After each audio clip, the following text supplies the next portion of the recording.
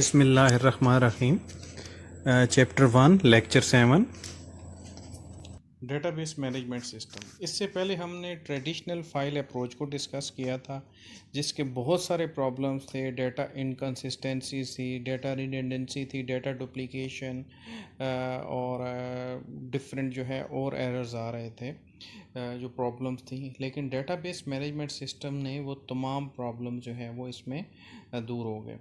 अब जो है डेटाबेस मैनेजमेंट सिस्टम क्या है? It is not merely a database, it is collection of different programs and database as well। बेटा इसमें जो है वो सॉफ्टवेयर इंक्लूडेड है और database include. DBMS is normally used for large organizations where heterogeneous type of files, it means that different types of files जो हैं वो शेयर होती हैं, कम्युनिकेट होता है, और डिफरेंट टाइप्स ऑफ डाटा जो है वो at the same time communicate हो रहा है, अपडेट हो रहा है। तो ये सारा जो है that is responsibility of database management system to provide data integrity and there should not be any duplication or such type of errors. Objectives of database management system: shareability. Beta data must be shareable among the users and processes at the same time. As you know that multiple users and multiple processes are accessing the data at the same time, and data should be shareable among all these valid users and processes. Second one is availability. It must be accessible to user, both data and the processes.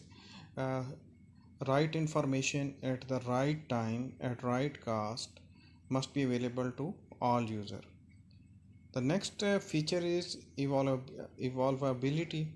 It means that if there is any change in technology or requirements, the database can easily adopt these changes.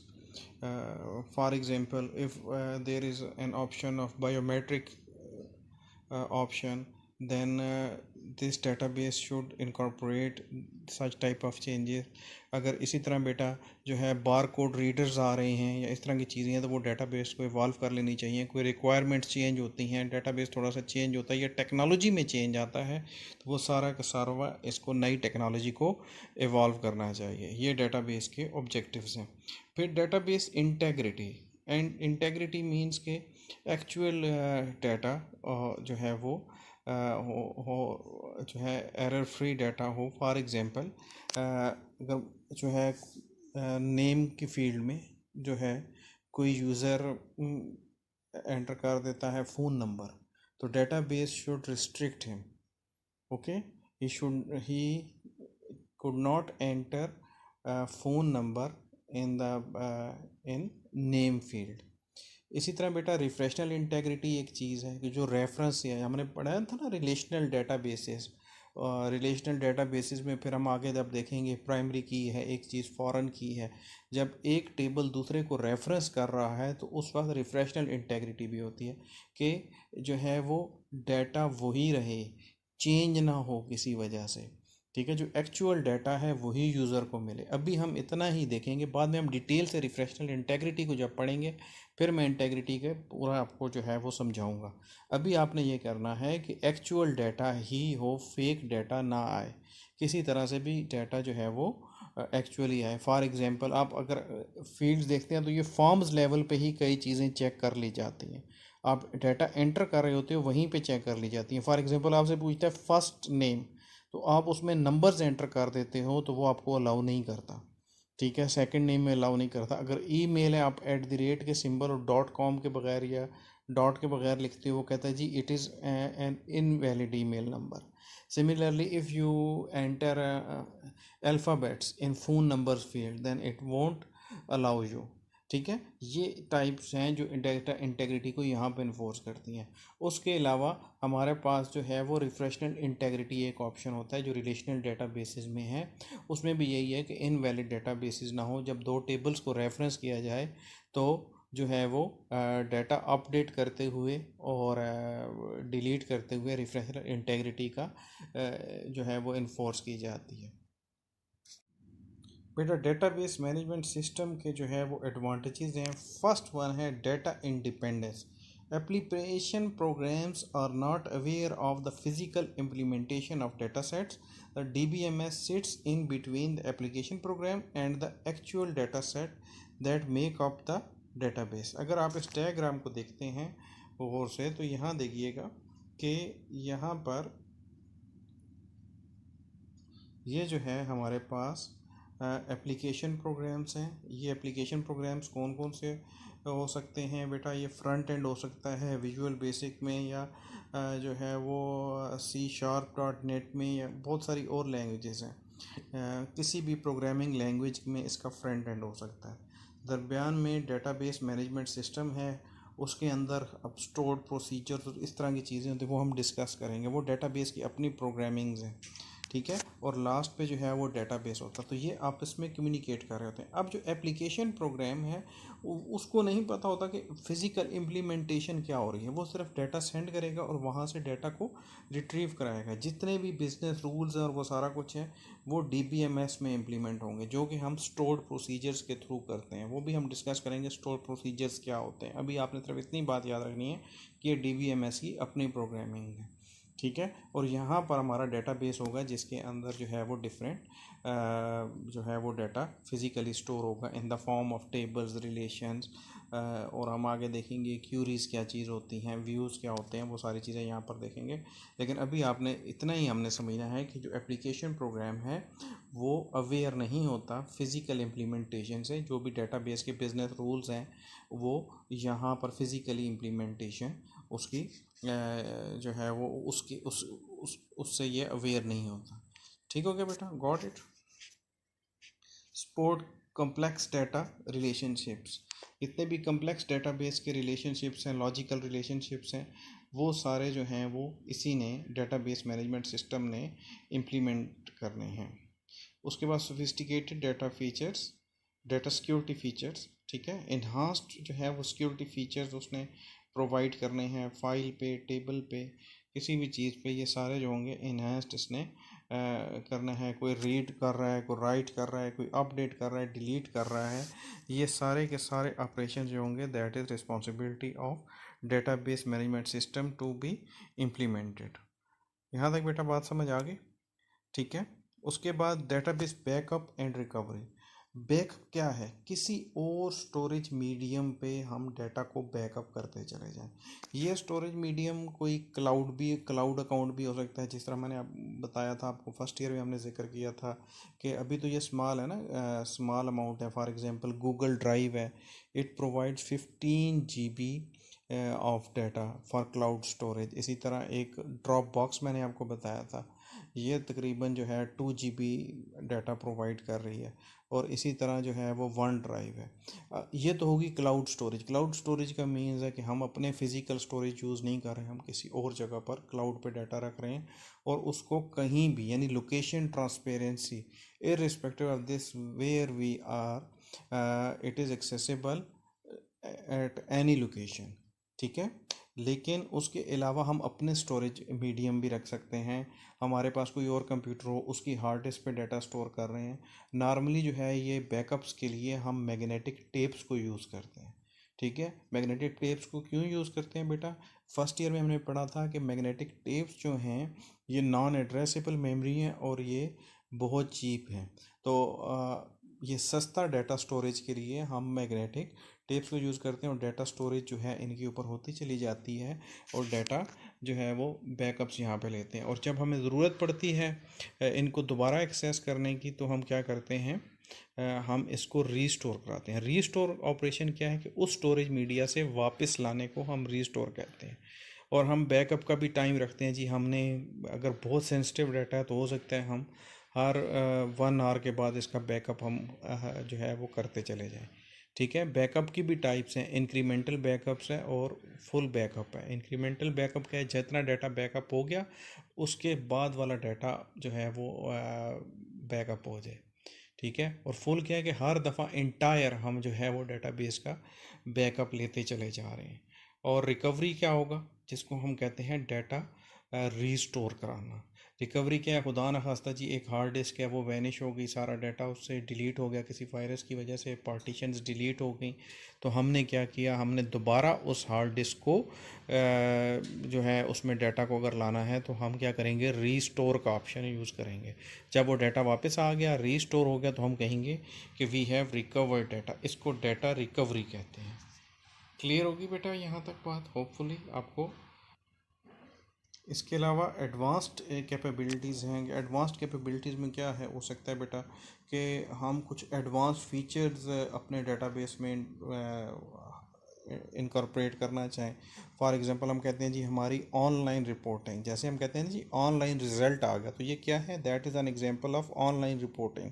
For example city lab है, वो क्या कहते हैं जी हम आपका test करते हैं और आपको रिपोर्ट ऑनलाइन आ जाएगी, अपनी आईडी एंटर करेंगे, आपको ये रिपोर्ट ऑनलाइन मिल जाएगी। इसको हम कहेंगे कि ये ऑनलाइन रिपोर्टिंग, हमारे डेटाबेस से डाटा उठ के आ गया। आपका रिज़ल्ट आया मुल्तान बोर्ड का, आप अपना रोल नंबर एंटर करते हो, आपको रिज़ल्ट सामने आ जाता है, that is also an example of online reporting. अगर हम जो है वो डेटाबेस ये फीचर्स प्रोवाइड करता है, इस तरह के फीचर्स प्रोवाइड करता है, इनको एडवांस्ड कैपेबिलिटीज़ कहते हैं। इसी तरह एडहॉक रिपोर्टिंग है कि जो कुछ अरसे के लिए जो है, फॉर एग्जांपल हम कहते हैं जी आपके रिज़ल्ट्स जो हैं वो 1 मंथ के लिए या अगले 7 दिन के लिए अवेलेबल है वेबसाइट पे, तो ये एडहॉक रिपोर्टिंग होगी कि सिर्फ रिज़ल्ट के दिनों में रिपोर्टिंग हो रही हो। ठीक है। इसी तरह कोई सेल्स हैं, परचेज़ हैं, उसका कोई ग्राफ दिखाना है कुछ एम्प्लॉइज़ को और वो ऑनलाइन दिखाना है, तो वो भी हम कहेंगे जी कि ये स्पेसिफिक टाइम के लिए अगर कोई रिपोर्टिंग हो रही है तो वो that is called ad hoc reporting. Disadvantages of database system. Number one, require additional system overhead. Simple jobs के लिए भी बहुत ज़्यादा ओवरहेड डेटाबेस मैनेजमेंट सिस्टम को करना पड़ता है। फॉर एग्जांपल एक सिंपल जॉब है कि डाटा रीड करना है मैग्नेटिक टेप से, ठीक है, जो कि सीक्वेंशियल एक्सेस मेमोरी है। अगर डायरेक्टली रीड किया जाए it would take very less time, लेकिन अगर इसी को डेटाबेस मैनेजमेंट सिस्टम के थ्रू रीड किया जाएगा तो it would take lot of time and it uses lot of resources. So एक सिंपल जॉब के लिए बहुत ज़्यादा ओवरहेड है। इसी तरह जो है वो वॉइस टू टेक्स्ट एक फीचर है, अगर उसको यूज़ किया जा रहा है डायरेक्टली तो वो कोई टाइम नहीं लेगी, लेकिन अगर थ्रू डेटाबेस किया जा रहा है तो it would take also time. तो इस तरह के जो हैं ये एडिशनल ओवरहेड्स हैं डेटाबेस मैनेजमेंट सिस्टम में, ये भी प्रॉब्लम्स क्रिएट कर रहे हैं।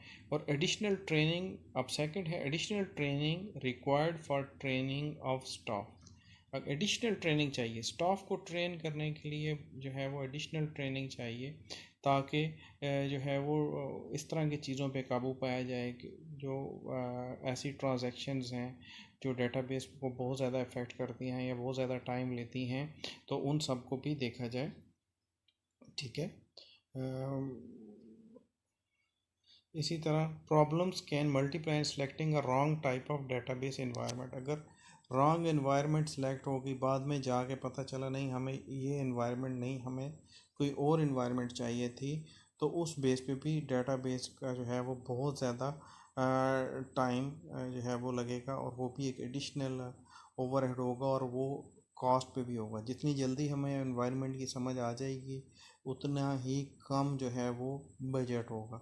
अगर हमें बहुत देर से पता चलता है कि एनवायरनमेंट हमने फ़लाँ एनवायरनमेंट सेलेक्ट करनी थी, हमने ये एनवायरनमेंट सेलेक्ट कर ली, तो तब भी जो है हमारा डेटाबेस की कास्ट बढ़ जाएगी। ठीक है बेटा।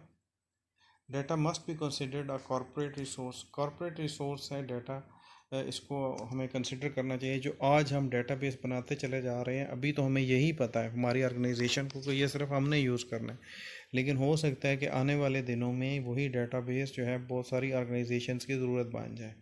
फॉर एग्ज़ाम्पल नादरा का डेटाबेस है, उस वो सिर्फ पहले नादरा यूज़ कर रहा था, अब पाकिस्तान का हर बैंक, हर मोबाइल कंपनी, इवन हर जगह पे वो एक्सटेंसिवली यूज़ हो रहा है। तो उसी वक्त इसका ख्याल रखना चाहिए कि ये कल फ्लेक्सिबल होगा और ये एक रिसोर्स बन जाएगा पूरे पाकिस्तान के लिए। इसी तरह बैंकिंग के हैं, अगर आपका अकाउंट किसी भी बैंक में है तो क्या हो रहा है कि डाटा कोई भी दूसरा बैंक वो डेटाबेस एक्सेस कर सकता है, जहाँ पर बैंकिंग अगर कंसोर्शियम है पैसे ट्रांसफ़र करने हैं या कोई और ट्रांजैक्शंस करनी है तो वो डाटा फिर शेयर करना पड़ेगा, आपको दूसरे बैंक्स के साथ शेयर करना पड़ेगा।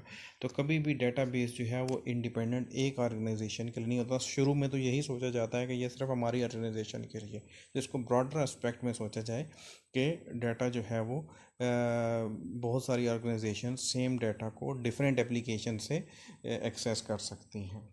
ठीक है, उसके बाद नीड ऑफ डिक्शनरी। जिस तरह आपकी डिक्शनरी है ना, इंग्लिश की डिक्शनरी है, उसमें आगे मीनिंग और उसकी प्रोनाउंसिएशन लिखी है, डिफरेंट वर्ड्स की, सिमिलर वर्ड्स भी लिखे हुए हैं। इसी तरह हमारे पास डाटा डिक्शनरी होती है जिसको हम कहते हैं डाटा अबाउट डाटा।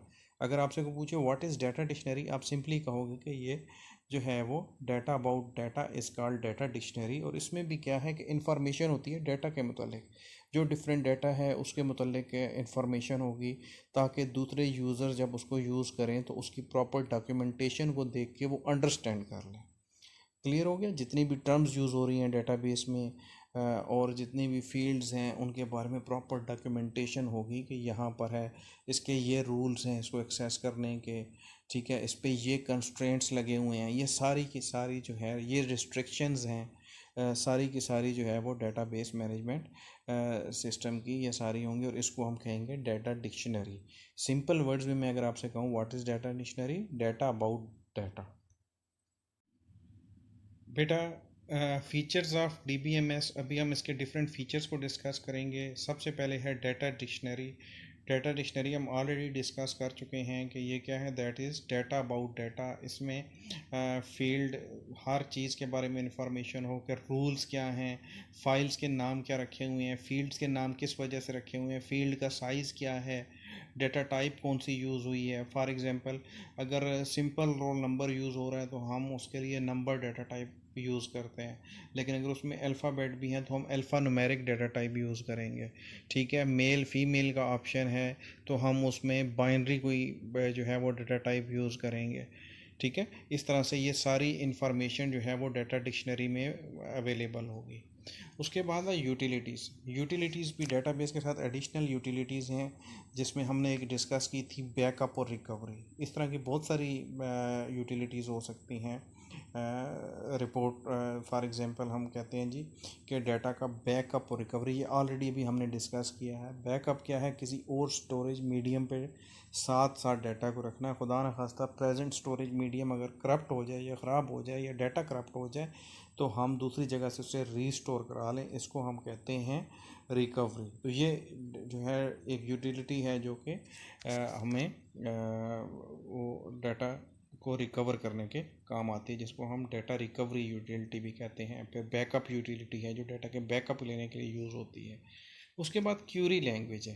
बेटा अब हमारे पास डाटा पड़ा है, उसमें से हमने कुछ सिलेक्टिव डाटा उठाना है या कोई डाटा पे ऑपरेशन परफॉर्म करने हैं, तो उसके लिए स्ट्रक्चर्ड क्यूरी लैंग्वेज, जिसको हम SQL कहते हैं। ठीक है, ये एक स्टैंडर्ड है जो पूरी दुनिया में सेम ही यूज़ होता है। जितने भी डाटा बेसिस हैं वो SQL को यूज़ करते हैं, उस स्टैंडर्ड को यूज़ करते हैं। ठीक है, फॉर एग्जांपल मैं एक एग्जांपल देता हूँ। मैं कहता हूँ जी कि एक स्टूडेंट के टेबल से जो है वो सारा डाटा उठा लिया जाए। ठीक है, तो मैं क्या लिखूँगा, क्यूरी कैसे लिखूँगा, सिलेक्ट, ठीक है, स्टैटिक फ्रॉम स्टूडेंट, ये टेबल है। ठीक है, स्टूडेंट का टेबल है, यहाँ से इसको मैं एग्जीक्यूट करूँगा, सारे के सारा डाटा उठ के आ जाएगा। इसी तरह अगर मैं ये क्यूरी इस तरह से लिखता हूँ कि सिलेक्ट, मैं नेक्स्ट टाइम लिखता हूँ क्यूरी को, select static from student where marks, marks के लिए मैं M यूज़ कर रहा हूँ, जहाँ पर मार्क्स ग्रेटर हैं या बराबर हैं 50 के। तो अब फ़र्ज़ करें 50 मार्क्स वाला पास था, तो अब क्या हुआ, इस क्यूरी ने सारे पास स्टूडेंट उठा लिए। ये अब क्या है, ये क्यूरी है। ठीक हो गया बेटा। इस तरह से जो क्यूरीज़ होंगी, डिफरेंट क्यूरीज़ होंगी, इसमें बहुत सारी क्यूरीज़ हैं। डिलीट क्यूरी है, कोई आपने रो डिलीट करनी है। ठीक है, क्रिएट की है, आपने नया टेबल क्रिएट करना है, मॉडिफाई करना है।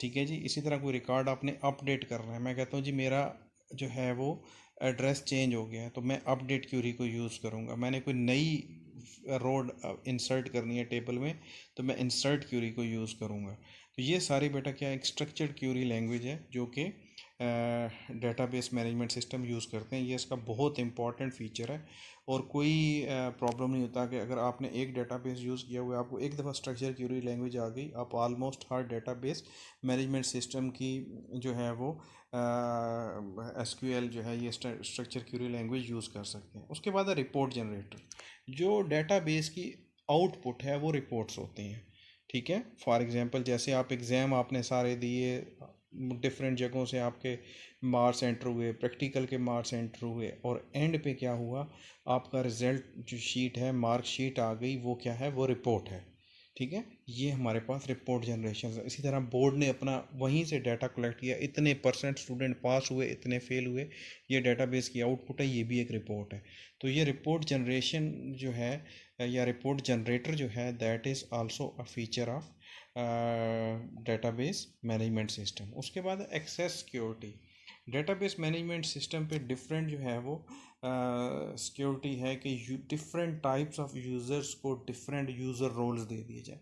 फॉर एग्जांपल यूज़र वन है, उसके पास सिर्फ ये राइट है कि वो सिर्फ डेटा इंसर्ट कर सकता है, ठीक है, और व्यू कर सकता है। एक और यूज़र है, उसके पास उससे ज़्यादा राइट्स हैं, वो डाटा इंसर्ट भी कर सकता है, व्यू भी कर सकता है, डिलीट भी कर सकता है, ठीक है। एक और यूज़र है, उसके लिए क्या है जी कि वो इन टेबल्स को या इस एरिया को डेटाबेस के व्यू कर सकता है, बाकी वो व्यू नहीं कर सकता, ठीक है। फॉर एग्जांपल एक बैंक ब्रांच की एग्जांपल लेते हैं, एक सिंपल डाटा एंट्री ऑपरेटर है, वो सिर्फ डाटा एंटर कर सकेगा, ठीक है। दूसरा है कुछ चेंज आपने चेंज करानी है या रिकॉर्ड अपडेट कराना है, तो एक या दो ऑफिसर्स इन्वॉल्व होंगे, उससे ऊपर लेवल का, वन लेवल अबव का ऑफिसर जो है वो उसको चेंज कर सकता है।